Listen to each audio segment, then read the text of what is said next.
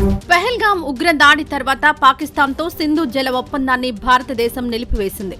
ఇందులో శనివారం మధ్యాహ్నం పాక్ ఆక్రమిత కాశ్మీర్లోని ముజఫరాబాద్లోని హట్టిన్ బాలా ప్రాంతంలోని జీలం నదిలోకి భారతదేశం నీటిని విడుదల చేసింది.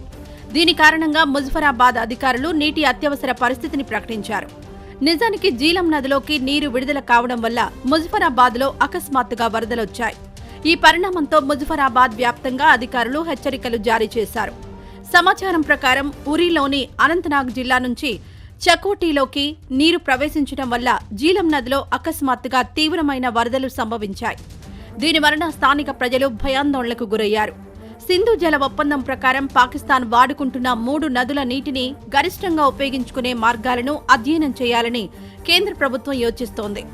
1960 సింధు జల ఒప్పందంపై భవిష్యత్తు చర్యలను చర్చించడానికి హోంమంత్రి అమిత్ షా అధ్యక్షతన శుక్రవారం జరిగిన ఉన్నత స్థాయి సమావేశంలో ఈ ప్రతిపాదనను ముందుకు తెచ్చారు.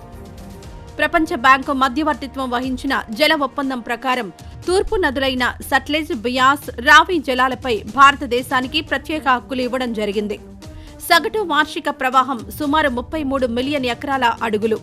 పశ్చిమ నదులైన సింధు, జీలం, చీనాబ్ల జలాలు ఎక్కువగా పాకిస్తాన్కు కేటాయించడం జరిగింది. సగటున వార్షిక ప్రవాహం 135 MAF. అయితే పహల్గాం ఉగ్ర దాడి తర్వాత పాకిస్తాన్కు ఒక్క చుక్క నీరు కూడా వెళ్లకుండా ఉండేలా ప్రభుత్వం ఒక వ్యూహాన్ని రూపొందిస్తోందని జలశక్తి మంత్రి సిఆర్ పాటిల్ శుక్రవారం అన్నారు.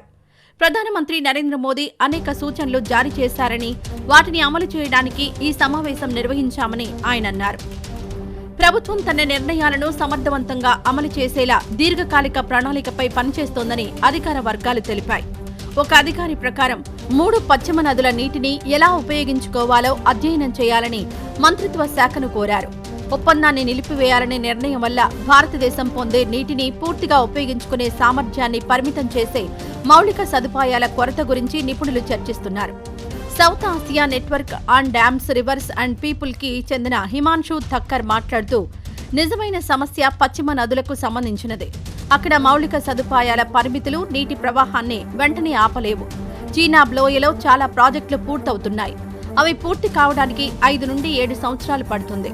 అప్పటి వరకు సహజ కారణాల వల్ల నీరు పాకిస్తాన్ వైపు ప్రవహిస్తూనే ఉంటుంది. ఇవి పనిలోకొచ్చిన తర్వాత భారతదేశంలో ప్రస్తుతం లేని నియంత్రణ యంత్రాంగం ఉంటుందన్నారు థక్కర్. భారతదేశం నీటి ప్రవాహాన్ని త్వరగా మళ్లించగలదని పర్యావరణ కార్యకర్త మంథన్ స్టడీ సెంటర్ వ్యవస్థాపకుడు శ్రీపాద ధర్మాధికారి అన్నారు. ప్రస్తుతం పాకిస్తాన్లో నీటి ప్రవాహాన్ని ఆపడానికి అవసరమైన మౌలిక సదుపాయాలు మన దగ్గర లేవన్నారు.